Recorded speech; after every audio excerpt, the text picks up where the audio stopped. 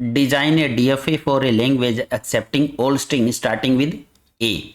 तो आपको DFA design करनी है ऐसी लैंग्वेज के लिए जिसमें स्ट्रिंग स्टार्ट हो रही हो ए से। तो सबसे पहला स्टेप क्या है डिजाइन करने के लिए?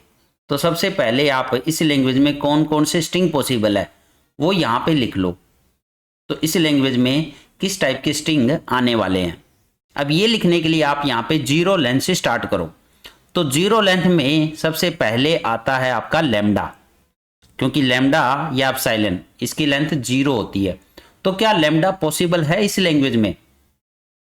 तो ये जो लैंग्वेज है वो स्टार्ट हो रही है ए से, तो लैम्डा तो इसमें नहीं आने वाला। अब नेक्स्ट वन लेंथ का क्या स्ट्रिंग पॉसिबल है? तो अकेला ए इसमें पॉसिबल है, क्योंकि ए से स्टार्ट होने का मतलब अकेला ए इसमें आ सकता है। क्या अकेला बी इसमें आ सकता है? इसकी भी तो लेंथ वन होती है, तो अकेला बी नहीं आ सकता क्योंकि स्टार्टिंग विद ए बोल रहा है ये। तो बी जो है वो स्टार्ट नहीं हो रहा ए से, तो आपका मिनिमम जो स्ट्रिंग आया वो ए आ जाएगा इसमें। अब टू लेंथ वाले कंसिडर कर लो, क्या दो ए आ सकते हैं इसमें? क्या दो ए आ सकते हैं? क्योंकि आ सकते हैं, तो दो ए आ गए। क्या ए के बाद बी आ सकता है? इसकी भी तो लेंथ टू है, तो ये भी आ सकता है इसमें। अब क्या बी ए आ सकता है? इसकी भी तो लेंथ टू है, तो बी ए नहीं आ सकता क्योंकि ये स्टार्टिंग विद बी हो रही है, हमें चाहिए स्टार्टिंग विद ए। क्या डबल बी आ सकता है?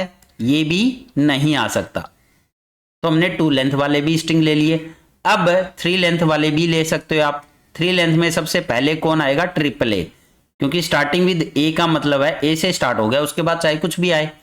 इसी तरह से थ्री लेंथ में और भी आ सकते हैं, ए बी, ये भी तो थ्री लेंथ के स्ट्रिंग है, ए बी, या फिर ए बी बी। तो इस तरह से और भी स्ट्रिंग आएंगे, बट बी से स्टार्ट नहीं हो सकता। थ्री लेंथ में भी आपका बी बी ये स्ट्रिंग नहीं आएगा। इस तरह से बी ए बी ये भी स्ट्रिंग नहीं आने वाला, तो बी से स्टार्ट होने वाले नहीं आएंगे, ए से स्टार्ट होने वाले स्ट्रिंग आ जाएंगे।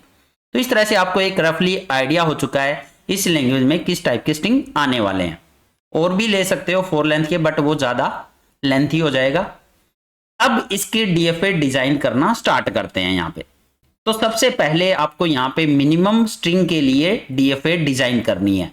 तो मिनिमम कौन है यहाँ पे? ए एलिमेंट, ए स्ट्रिंग। तो सबसे पहले स्टार्ट करते हैं स्टार्टिंग स्टेट से, तो आपको स्टार्टिंग स्टेट लिख लेनी है यहाँ पे।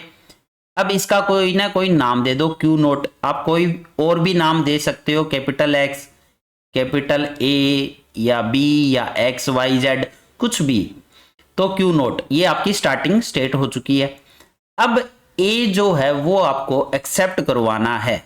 तो क्यू नोट पे जब ए आए, क्योंकि हम मिनिमम के लिए डिजाइन कर रहे हैं, तो वो एक्सेप्ट हो जाए। वो क्या हो जाए? एक्सेप्ट। तो एक्सेप्ट होने का मतलब ये जो स्टेट बनेगी वो आपकी फाइनल स्टेट होगी।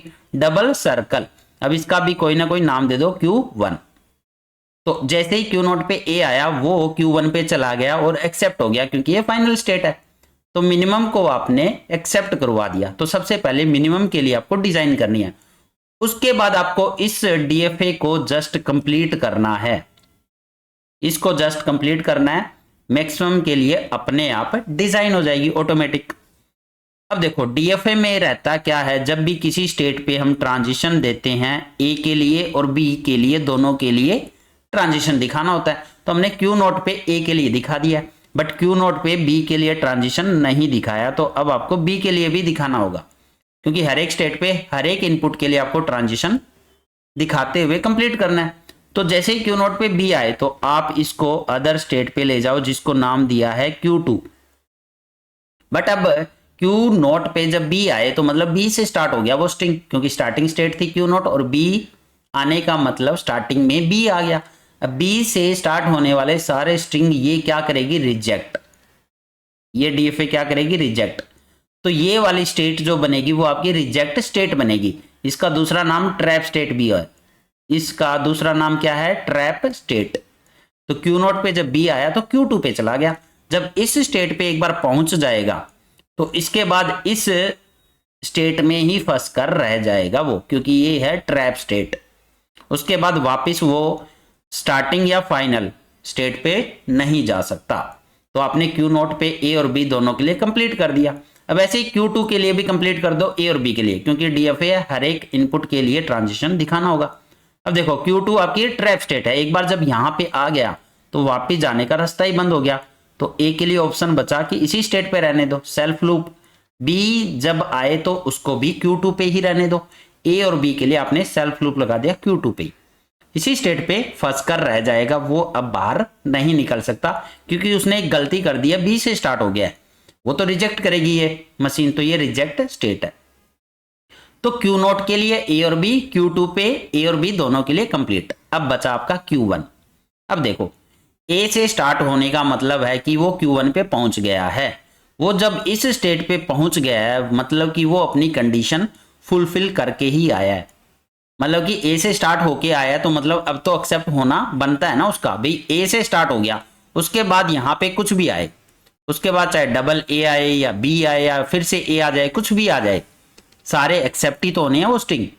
तो अब Q1 पे जब A आए तो पहले इसके लिए ट्रांजिशन दिखाते हैं, तो वो इसी स्टेट पे रहेगा, सेल्फ लूप लगा दो, कितने भी A आए वो एक्सेप्ट ही होंगे, A से स्टार्ट हो गया ना वो। ऐसे ही अगर इस पे B आ जाए तो B के लिए भी सेल्फ लूप रहने वाला है, क्योंकि A के बाद कितने भी B आए, A के बाद कितने भी B आए सारे एक्सेप्ट ही तो होंगे। अब देखो Q1 पे A और B दोनों के लिए अपने ट्रांजिशन दिखा दिया, तो अब फाइनली आपकी ये DFA कंप्लीट होती है। आपने हर एक स्टेट पे हर एक इनपुट के लिए ट्रांजिशन दिखा दिया है, यही तो है deterministic finite automata, everything is determined, यहां पे कोई चॉइस अवेलेबल नहीं है। तो ये आपकी DFA डिजाइन हो चुकी है for a language accepting all string starting with A। अब हमने ये DFA यहां पे डिजाइन की, ये हमारी Q0, ये हमारा A आया, तो ये हमारी फाइनल स्टेट, और जब इस पे A आया तो हमने इसी पे रहने दिया, और B आया तो इसी पे रहने दिया। तो यहाँ पे एक काम करते हैं, जब B आए तो यहीं पे रह जाए, और जब A आए तो इसको यहाँ पे भेज कर चेक करते हैं क्या हमारी DFA सही बनेगी फिर, क्योंकि यहाँ पे सारी पॉसिबिलिटी एक बार चेक कर लेते हैं। और जब यहाँ पे B आया था इसी पे रहा था, और इसके बाद ये तो ट्रैप स्टेट थी, A और B कुछ भी आए रिजेक्ट ही होगा। तो देखो ऐसे केस में क्या हो जाएगा कि मैंने यहाँ पे सेल्फ लूप लगाया, बट अगर A का सेल्फ लूप ना लगा कर Q1 पे अगर A आए तो Q0 पे भेज दूं, तो उससे क्या होगा, उससे आपका क्या होने वाला है, तो उससे क्या करेगा, ये वाला जो स्ट्रिंग है ये, क्योंकि इस लैंग्वेज में कंसिडर होता है, ये तो इसी लैंग्वेज का पार्ट है, और ये A से स्टार्ट हो रहा है तो मतलब एक्सेप्ट होना चाहिए। तो क्या ये मशीन इसको एक्सेप्ट कर रही है, चेक करते हैं। Q0 पे जब A आया तो वो Q1 पे चला गया, Q1 पे जब B आया तो वो इसी स्टेट पे रहेगा, सेल्फ लूप। Q1 पे जब A आया तो वो वापिस से Q0 पे चला गया, और एंड ऑफ द स्ट्रिंग।